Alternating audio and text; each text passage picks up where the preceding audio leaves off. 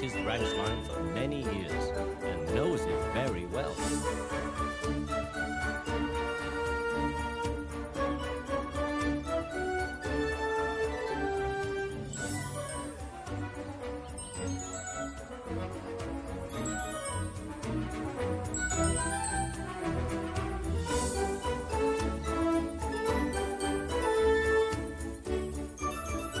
You know just where to stop, Thomas, laughed his driver. You could almost manage it without me. Thomas had become conceited. He didn't realize that his driver was joking. Later, he boasted to the others, "Driver says I don't need him now." "Don't be daft," snorted Percy. "I'd never go without my driver," said Toby earnestly. "I'd be frightened." "Puh!" boasted Thomas. "I'm not scared." "You'd never dare," said the other engines. "I would then," boasted Thomas. "You'll see." Next morning, the fireman came. Thomas drowsed comfortably in the shed as the warmth spread through his boiler. Percy and Toby were still asleep. Thomas opened his eyes, and then he suddenly remembered. "Silly stick in the muds," he chuckled. "I'll show them. Driver hasn't come yet, so here goes." He cautiously tried one piston, then the other. They're moving," he whispered. "I'll just go out, then I'll stop and wheesh! That'll make them jump." Very, very quietly, he headed past the door. Thomas thought that he was being clever, but really he was only moving because a careless cleaner had meddled with his controls. He soon found out his mistake. He tried to wheesh, but he couldn't. He tried to stop, but he couldn't. He just kept rolling along. "The buffers will stop me," he thought hopefully. But the siding had no buffers. Thomas's wheels left the rails and crunched the tarmac. There was the station master's house. Thomas didn't dare to look at what was coming next. The station master and his family were about to have breakfast. "Horrors!" cried Thomas, and shut his eyes. There was a crash. The house rocked, and broken glass tinkled. Plaster peppered the plates. Thomas had collected a bush on his travels. He peered anxiously into the room through its leaves. He couldn't speak. The station master was furious. The station master's wife picked up her plate. "You miserable engine," she scolded. "Just look what you've done to our breakfast. Now I shall have to cook some more." She banged the door. More plaster fell. This time it fell on Thomas. Thomas felt depressed. The plaster was tickly. He wanted to sneeze, but he didn't dare in case the house fell on him. Nobody came for a long time. Everyone was much too busy. At last, workmen propped up the house with strong poles and laid rails through the garden. Donald and Douglas arrived.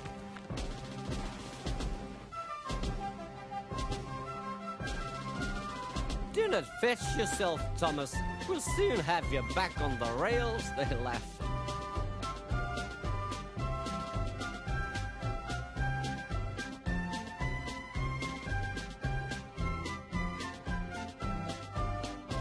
Puffing hard, the twins managed to haul Thomas back to safety.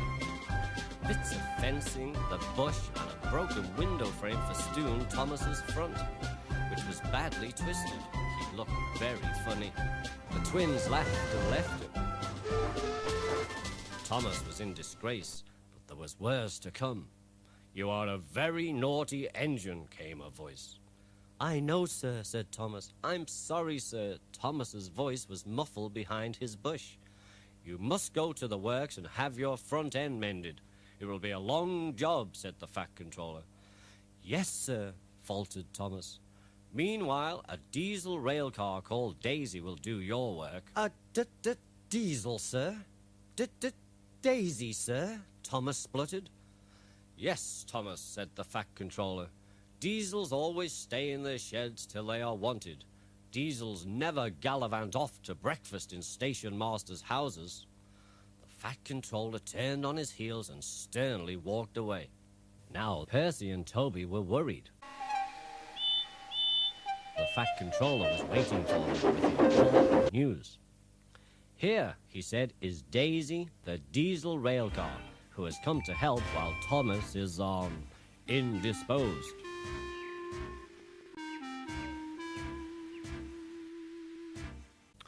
"Please, sir," asked Percy, "will she go, sir, when Thomas comes back, sir?" "That depends," said the Fat Controller. "Meanwhile, however long she stays, I hope that you will both make her welcome and comfortable." "Yes, sir, we'll try, sir," said the engines. "Good. Run along now and show her the shed. She will want to rest after her journey," said the Fat Controller.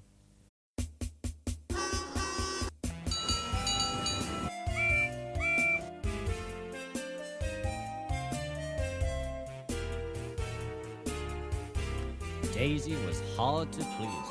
She shuddered at the engine shed. "This is dreadfully smelly," she announced. "I'm highly sprung, and anything smelly is bad for my swerves." Next, they tried the carriage shed.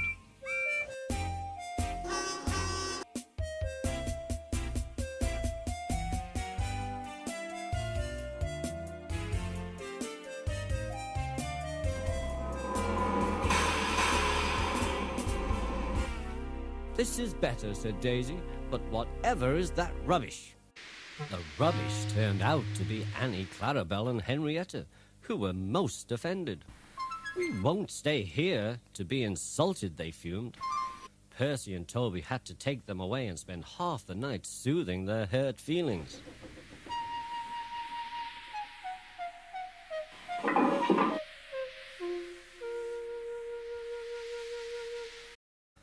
The engines woke next morning feeling exhausted. Daisy, on the other hand, felt bright and cheerful. She tooted as she came out of the yard and backed to the station. "Look at me," she purred to the passengers. "I am the latest diesel, highly sprung and right up to date. You won't want Thomas's bumpy old Annie and Clarabelle now." The passengers were interested. They climbed in and sat back comfortably, waiting for Daisy to start. But she didn't. When she saw that a milk van was to be coupled to her, she stopped purring. "Do you expect me to pull that?" she asked. "Surely," said her driver. "Percy does it. He loves messing about with trucks." Daisy began to shudder violently. "Stop that," said her driver. "Come on now, back down." Daisy lurched backwards. She was so cross that she blew a fuse. "Told you," she said, and stopped. Everyone argued with her, but it was no use. "It's fitter's orders," she said. "What is?" they demanded. "My fitter's a very nice man. He comes every week and examines me carefully. Daisy," he says, "never, never pull. You're highly sprung, and pulling is bad for your swerves." "So that's how it is," finished Daisy. "Stuff and nonsense," said the station master. "I don't understand," said the shunter. "Whatever made the Fat Controller send us such a feeble—" Feeble, spluttered Daisy. "Let me—" "Stop arguing," grumbled the passengers. "We're late already." So they uncoupled the van, and Daisy purred away, feeling very pleased with herself. She could now enjoy her journey. "That's a good story," she chuckled.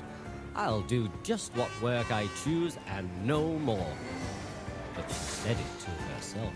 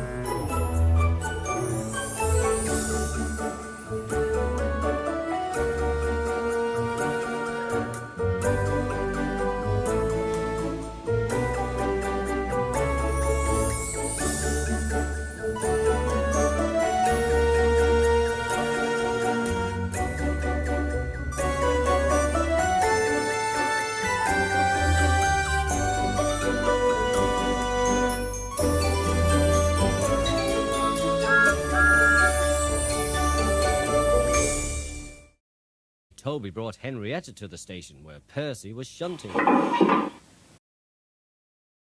"Hello, Percy," said Toby. "I see Daisy's left the milk again. I'll have to make a special journey with it, I suppose." "Anyone would think I'd nothing to do," grumbled Percy. "Tell you what," replied Toby, "I'll take the milk and you can fetch my trucks." The drivers and the station master agreed, and both engines set off. Percy went to the quarry and began ordering the trucks about. The trucks grumbled to each other. "This is Toby's place. Percy's got no right to poke his funnel up here and push us around." They whispered and passed the word, "Pay Percy out. Pay Percy out." At last they were all arranged. "Come along, Puff Percy, no nonsense." "We'll give him nonsense," giggled the trucks. But they followed so quietly that Percy thought they were under control.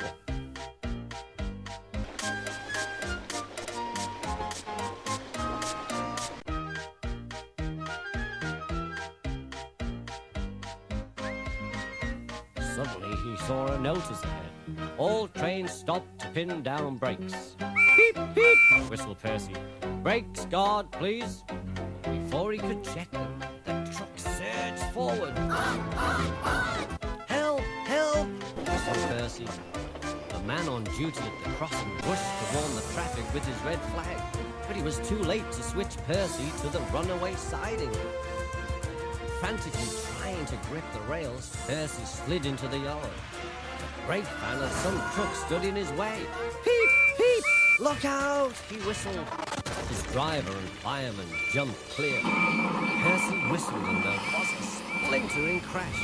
The brake van was in smithereens. Percy, still whistling fit to burst, was perched on some trucks. Next day, the Fat Controller arrived. Toby and Daisy had helped to clear the wreckage, but Percy remained on his perch of trucks. "We must now try," said the Fat Controller, "to run the branch line with Toby and a diesel." "Percy, you have put us in an awkward predicament." "I am sorry, sir," replied Percy. "You can stay there till we are ready," said the Fat Controller. "Perhaps it will teach you to be careful with the trucks." Percy sighed. The trucks groaned beneath his wheels. He quite understood about awkward predicaments. The Fat Controller spoke severely to Daisy too. "My engines must work hard. I send lazy engines away." Daisy was ashamed. "However," the Fat Controller went on, "Toby says you worked hard after Percy's accident, so you shall have another chance." "Thank you, sir," said Daisy. "I will work hard, sir. Toby says he'll help me." "Excellent," said the Fat Controller. The next day, Thomas came back from being mended, and Percy was sent away. Annie and Clarabelle were delighted to see Thomas again, and he took them for a run at once. Thomas, Toby, and Daisy are now all friends, and Toby has taught Daisy a great deal. She often takes the milk for Thomas, and when Toby is busy, she takes Henrietta. That shows you, doesn't it?